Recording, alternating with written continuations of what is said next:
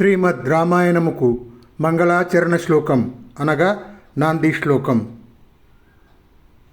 మా నిషాద ప్రతిష్టాం త్వం ఆగమః శాశ్వతీః సమాః క్రౌంచమిథునాత్ ఏకం అవధీః కామమోహితం. క్రూరుడైన కిరాతుని హింసకు గురి అయి నెత్తురోడుతూ పడి ఉన్న ఆ క్రౌంచ పక్షిని చూసి ధర్మశీలుడైన వాల్మీకి మహర్షి హృదయాన కరుణరసం పొంగి పొరలింది. ఎంతో జాలి గులిపిడి ఆ క్రౌంచ పక్షుల దురవస్థను చూసి శుతిమెత్తని హృదయం గలవాడైన ఆ వాల్మీకి ఋషి ఇలా రతిక్రీడలో ఉన్న పక్షులను హింసించి విడదీయుట కటిక కసాయితనం, అధర్మం అని భావిస్తూ ఇలా పలికాడు.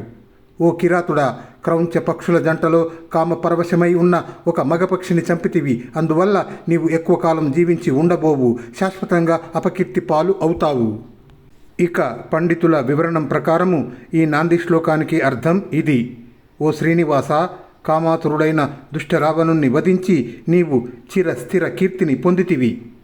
ఇక పండితుల విశ్లేషణ ప్రకారము ఈ నాంది శ్లోకమునందు 7 కాండల కథ అంశాలు సూచింపబడుతూ ఉన్నాయి.